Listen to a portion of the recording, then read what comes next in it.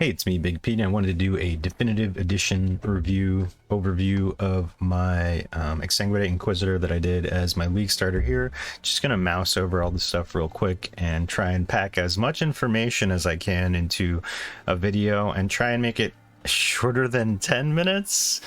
Probably not gonna happen, but I did just want to show off the current state of it because I think it is very reasonable sorts of gear levels and requirements, and I mean probably one of my most solid starts yet if you're the sort of person who doesn't want to buy their own carries, say for you know, the quests, or let alone Maven and Uber Elder and things like that. You want to get all your own, you know, invitations. This is like kind of a well-rounded build on a well-rounded ascendancy that I could not have enjoyed more. So again, there'll be timestamps for everything in the description here. There's also previous iterations, or rather stepping stones of gear progression I think I did 2 videos for it before, but this is going to serve as the more definitive reference for pretty much everything. I'll try and answer as many questions as I can here. A lot of, from, you know, the obvious things you want to aim for early, to little details about playing the build, and then even farming it in this league in particular. But we're going to save like stuff that's specific to this league and specific to my Atlas strategy a bit later. But so first off, why Exsanguinate, why Inquisitor, why Miner? I'm just going to kind of go over that a little bit. Exsanguinate's a fantastic spell, has a really good effectiveness of added damage. Generally speaking, is something that is scaled at generic physical damage and spell damage over time. It's not a bleed technically, but it's like a bleed sort of physical dot. That's not relevant at all to our build. Our build converts it to cold via Sorrow, and that's just the start of a beautiful bunch of mechanics that just come together and make it a fantastic bosser and an okay mapper. The burst damage is really great. If you've never played mines before, I highly recommend trying it out. This reminds me, it's kind of like if old Glacial Cascade mines didn't really knock everything around. It was just kind of tighter, more focused of a shotgun with a couple new modern tools to kind of really just take it over the top with Inquisitor. And again, why Inquisitor? So Inquisitor over, let's say, like, you know, a Miner, a Shadow, or some sort of Elementalist. I think the biggest thing really is just Inevitable Judgment mixed with Heat Shiver. That's the obvious one, but also just more generally speaking, it's a great sort of template for a lot of solid league starts with like good regen and just a high life pool near like things like Constitution and Iron Will that just give you like a lot of early damage. Not to mention, you know, you're probably a spell build that's going to start around here, and I haven't gone into a cluster, let alone 2 that would probably go up here, because I still wanted to go over it while it's relatively approachable for the average player. I did play this a lot and got some number of kills there. I don't really know how that stacks up, if that's helpful, but yeah, I was able to do the whole Atlas. I'll go into the invitations I'm missing a little bit later when I go over the farming strat. But yeah, for the farming strat, I was actually farming Metamorphs just to see. It reminded me of when I started Metamorph League and was doing another cold conversion build for a physical spell, Blade Vortex. That's on the channel actually, if you want to take a look at that and see an old version. This is kind of like the new hotness though, because Blade Vortex, you got to be on top of stuff to kill stuff, but with this, it's a very flexible build if you know how to play it and set stuff up. You know, I will say there is definitely a rotation and a skill ceiling and all that sort of stuff. It's certainly not an auto bomber walk around and everything dies. Your Righteous Fire is not being scaled at all. We're just using it for the spell damage buff and to bring us down to low life, because we are doing Pain Attunement. That gives us more damage.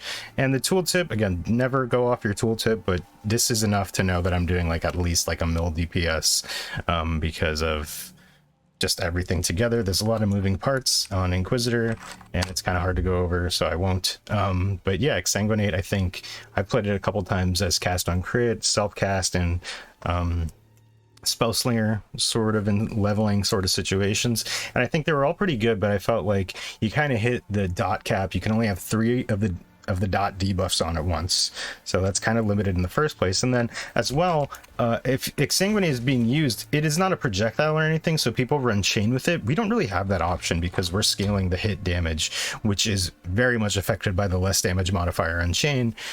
So we can make up for that by just having a lot of Exsanguinates that can hit at the edge of a screen. If you throw it, you can off-screen stuff. It has fantastic auto targeting.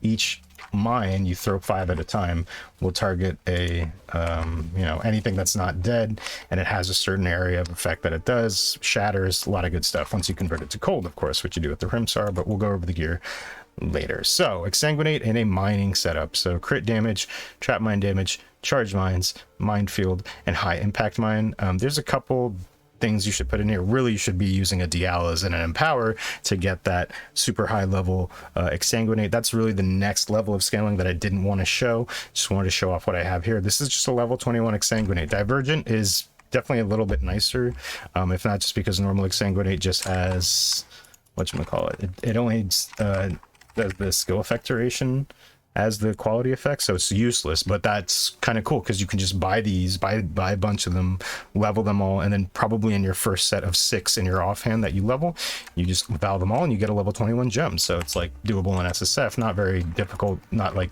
you need to worry about buying the gem or anything.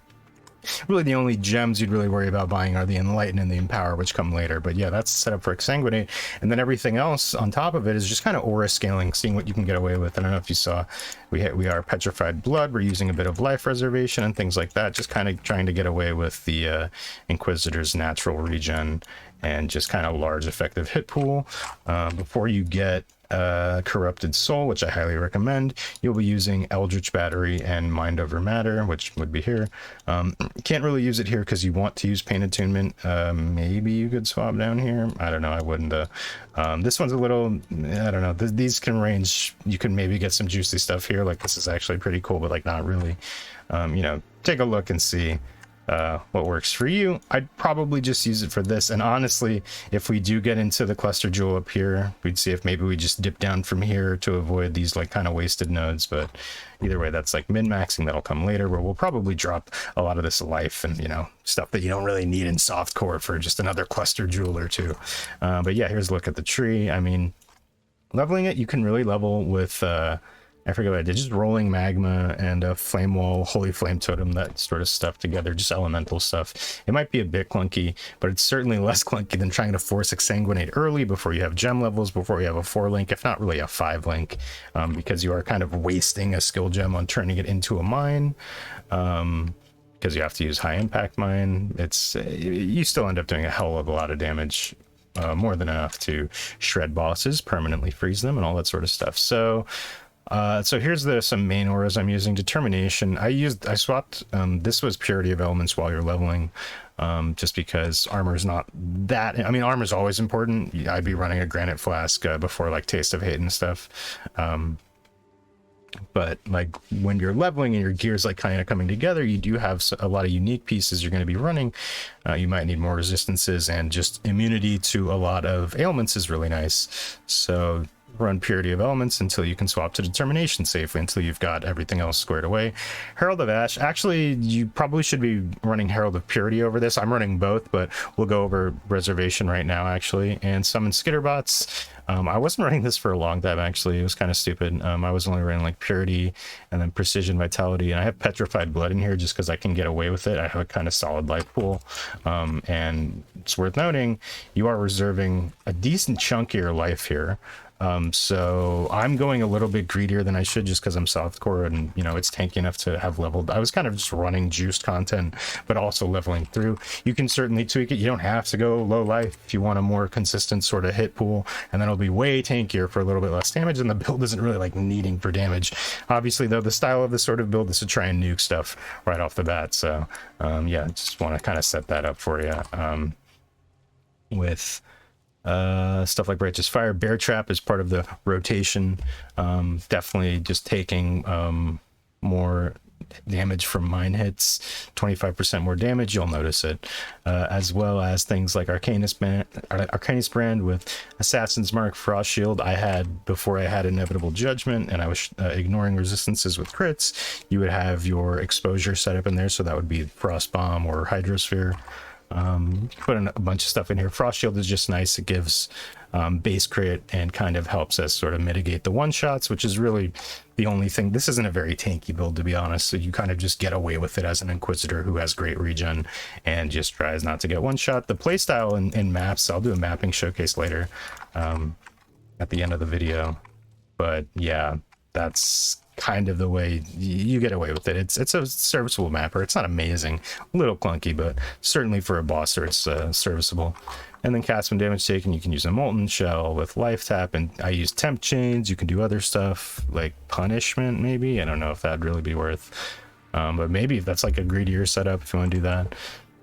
And then, yeah, Prism Guardian, well, let's just Precision, Vitality, and Petrified Blood. You don't have to force the low life or whatever. You can go for other auras like Zealotry. I'm really looking into running Hatred, which you would actually be running with a Divine Blessing setup while you're leveling.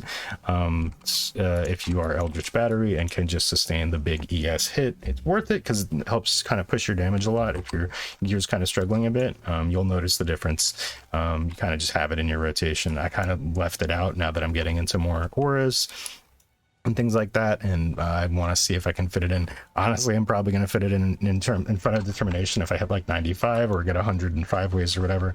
I don't think I'm going to get there myself because I'm running kind of juice content. I'm running stuff like, you know, destructive play with like a bunch of extra map bosses and shit. I'm not really giving it shit and just running the stuff, and it's still leveling and still good. That's why I'm recommending the build now. So let's go over the gear. The first piece of the gear that you really need, the first step, is the Frim Sorrow. This just converts the base physical damage of Exsanguinate to cold, and now you're doing cold damage. Simple as that. And that's really where a lot of your elemental scaling comes from. There's probably a way to do it without it, but there's probably better ascendancies than Inquisitor that can do it that way. Not going to go over that because it's really the 1-2 punch of Frim Sorrow and Heat Shiver. Gain cold damage is extra fire damage per 1% chill effect, so this can be anywhere from like 20 to 40, but then you gain 100% of cold as extra fire damage against frozen enemies. Unfortunately, not really relevant on a lot of bosses and things that you hope it would be, but the cold damage per chill effect, very nice. And when you do free stuff, it's also fantastic. And then beyond that, Magnate is just kind of a really good belt that takes advantage of the number of hits and the amount of strength that we have. 400 strength is fantastic to aim for. Flash charges gain, bunch of strength on it. And yeah, if you can get over 400 strength, it's worth noting I had to take off a tattoo or two down here, and once I get out of this, I probably won't be using this belt anymore, but it's hard to beat for the majority of playtime, so go for that early for sure. Unless you're SSF, you know, just go for a standard belt or whatever. And then Prism Guardian, this used to be Rise of the Phoenix, kind of helps you get away with low life kind of earlier than you really should, gives you move speed and regen and stuff like that on low life until you are ready to go into a more traditional low life setup with a helpful reservation efficiency sort of things here, and plus you to level of socket aura gems, as well as a nice chunk of dex. Can we get away with refunding this? No, we still need 14. Really, the Bear Trap and the Hatred are going to be what keeps you, as well as the level of precision. I was able to actually max mine here with 119 dex, but yeah, Bear Trap needs like 130, so yeah, keep that in mind. Dex is going to be a pain point for here. And then everything else is pretty much, you could probably do a lot of new unique amulets, like obviously Ashes probably fits in well. Omni probably wouldn't fit well in this build, but there's, you know, a +1 amulet with like a bunch of spell shit. This isn't that good. It's actually would be way better for an attack build. I probably should sell it, but we're working on it because it is giving me a bunch of strength and dex that I need. And then as well as chaos resistance, that's kind of a good base to build on these sorts of amethyst rings, because chaos res is the sort of thing you're going to want to look out for. I have 33 here and then 68 with the Adziri's Promise up. But then I also have my Pantheon as Shikari, and then Brine King. Shikari helps you deal with like poisons and chaos damage and stuff, and then Brine King helps you just avoid being frozen and reduced chill effect, as well as like kind of stun mitigation and things like that. And then Circle of Guilt, this can range from like 20C to like 20 div, how good they are.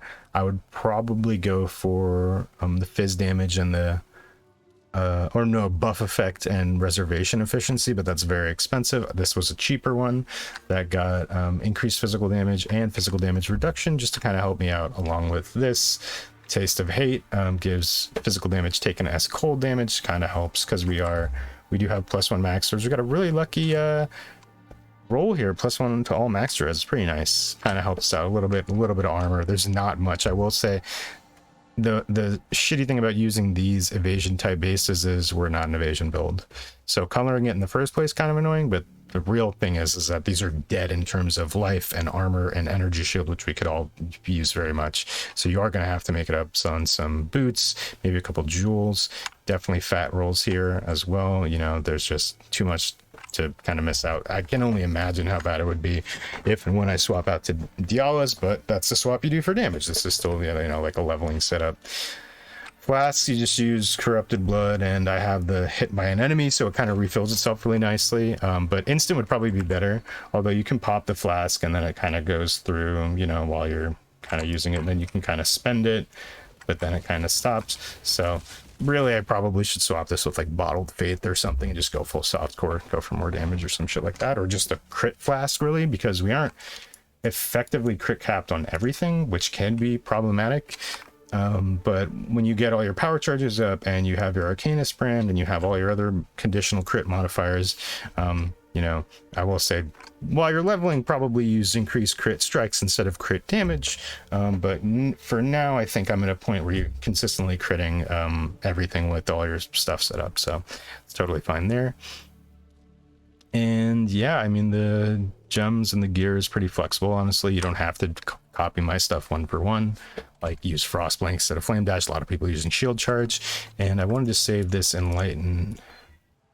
Oh, let's go, Streamer RNG. What's up? So yeah, you won't be able to fit the stuff unless you have your Giga Chad like me and can just get a, you know, the level 4 Enlighten like that. Gives me a lot of extra mana now, so it's kind of cool. Until then, you kind of have to balance your own mana. I will have, you know, in the POV my setup, but you kind of have to prioritize what's more important for you. Wouldn't really drop stuff like Precision and Vitality, even if you just put it in the 3-link here with Arrogance support on your Rise of the Phoenix or other shield.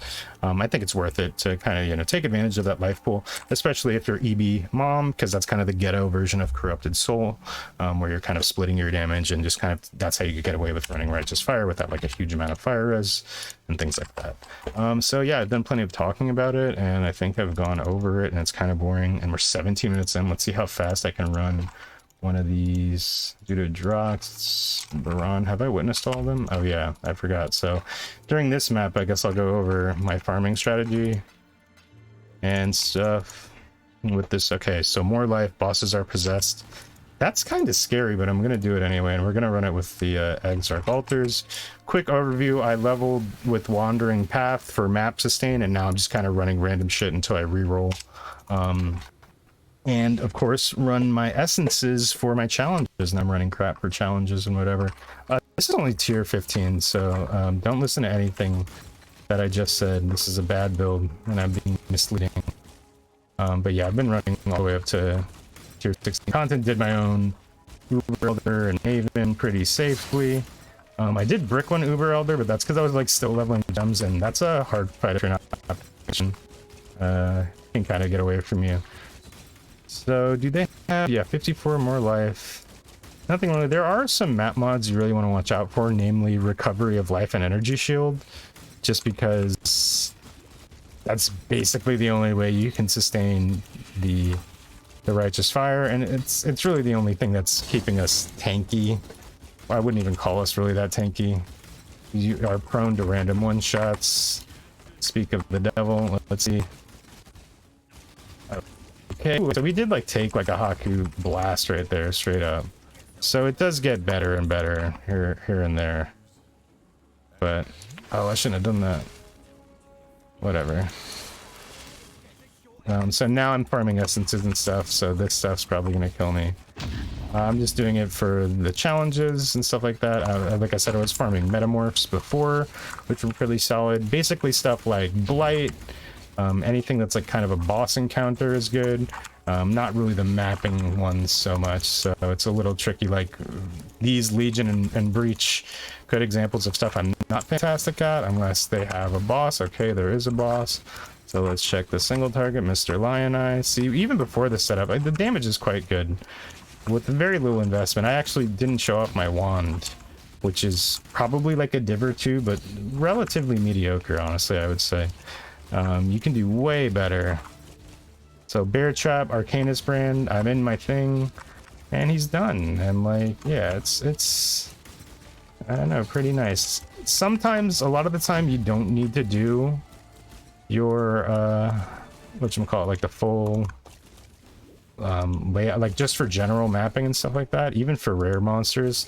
Like, let's go to the boss real quick. I'm not going to use, I'm just going to do like just pure, like just run up to it like I am with mapping, because what I'm doing here is I'm just moving forward, and detonate mines is just constantly going off on left click, which is actually suboptimal for damage technically, because the whole way that high impact mines works, it's like, oh, it has an aura, and the more mines you throw, like I'm gonna throw all my mines down, and now I have 20, and then it's like chance to deal double damage or so, or some shit per thing. I don't know exactly what it is, but here we go. I'm not gonna use my thing.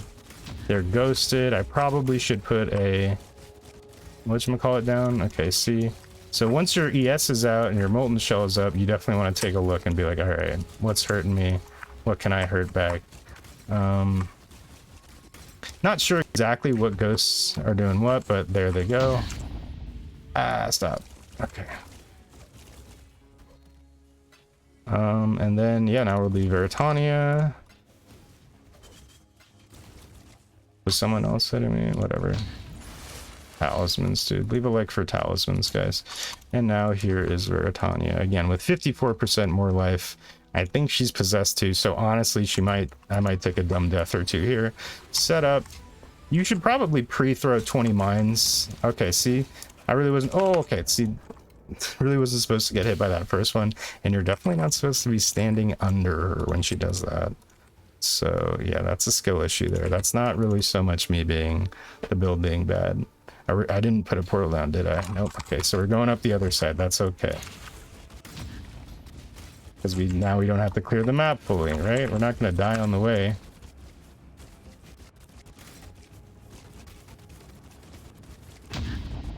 So another one you want to avoid is chance to avoid ailments, especially if you're running this line of stuff up here, map modifier effects. I was running it all the way up here with wandering path, so like the 60% less recovery would become 96% less recovery. Basically makes it unplayable. Certainly not good enough to run righteous fire or anything like that, and just very monka-esque. You could be running your health potion the entire map and your health still won't be going up. So definitely advise against that one. And then as well, you kind of have, let's do that one. Avoid ailments. A lot of your damage is actually coming from the heat shiver interaction, which is based on your ability to do cold ailments in the first place with your cold crit spell you got here. So you can still do it, but you notice, you know, you don't get the chill, which is honestly a good defensive layer. It's both the defensive and offensive layer in this build, the ability to chill and freeze, so it's pretty great. No complaints, except the skill issue. Sure, do that. Whatever. So the good thing about Inquisitor is you get to ignore resistances, so they can scale up pretty much infinitely, and it won't affect your build at all as long as you're critting. Which you probably are. So with the tooltip, crit is up to like 73. So I don't know if I'm actually 100% crit, but okay, I couldn't hear her say that, so that was weird.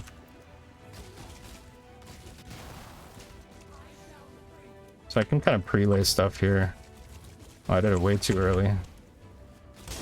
Okay, but the damage is pretty solid there. I mean, you see kind of a good example of how crazy it can get, and it can only scale up more. I mean, my wand here, it has good flat fire damage, great crit, tier 1 crit multi, and I crafted mine, but the mana gained and the fizz, like, you can get way better, especially once you start scaling that gem level with Empower and Dialas and things like that. That's really how you should be running this. Again, I just wanted to kind of go over it at a point where it's more approachable for everybody. Before I think it is a good thing that you can pour money into if you want a super solid bosser.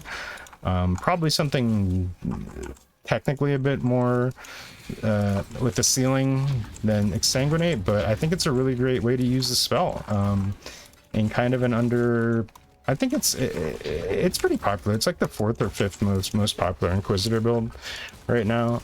But yeah, I just wanted to show that it's kind of easy to do and easy to put together, kind of fun. As far as, you know, what it can do for you, I mean, I didn't buy a carry for anything. Kind of in the way there. But while I'm at it, I'm pretty sure this whole Maven invitation thing, these nodes up here are bugged or something, because I was running these when they were 12% and I was running all of these, so that added up to like 96%, and I have like 4 sets of Elder Slayers I can do. I would have had the Fear done probably by now. I would have done that if I had one. I haven't dropped the Forgotten or the Hidden. I haven't even dropped the Cortex. I think I did drop one Cortex and then I sold it. So now I'm back into these kind of just this setup. I think Matha went over something similar where you just do this kind of crap and run your tier 14s, and it's pretty solid. And then now I'm in Delirium, but whatever, that doesn't really matter. It would be good for Expedition and Harvest, which are very popular. I don't really necessarily like those. I would probably only run them for the challenge and then not for currency and stuff like that, but it doesn't really matter. As far as league mechanic, you know, 26 minutes into the video, let's mention the actual league that it's in. It's quite good for it. League mechanic is kind of a DPS check, and while you can't fully freeze the unique ones, the unique monsters, maybe any of the monsters that are important to have you know, taken down, you still do a lot of damage, so I can highly recommend that at least. And then yeah, beyond that, I mean, there's not really much else to go over. If you don't like the sound of the squishiness, don't do it. Once you get the cold gloves, you get a squish crunch. It's kind of nice. I'm trying to remember, like, you know, if you want a more in-depth, you know, if you have any details or any things, that I'm gonna have a POB version of it as it stands right now. I'll probably be on the PoE Ninja ladder as well as the big driving crooner. It's simply too good of a build not to share. And I hope you enjoyed watching. Streams are going to be mostly Armored Core for the foreseeable future. I am rolling a Tornado Shot Magic Finder as usual, probably after I farm up a map pool or something like that, but I'm just chilling. I just wanted to go over, you know, what kind of got me my great start in a league that I like a lot. And if you're not liking the league so much, you're having kind of a trouble progressing your Atlas and doing bosses and stuff like that, I highly recommend this build. Give it a try. Let me know what you think. Let me know what you've been doing and how you're liking Trial of the Ancients. Thank you for watching. I will see you in the next one.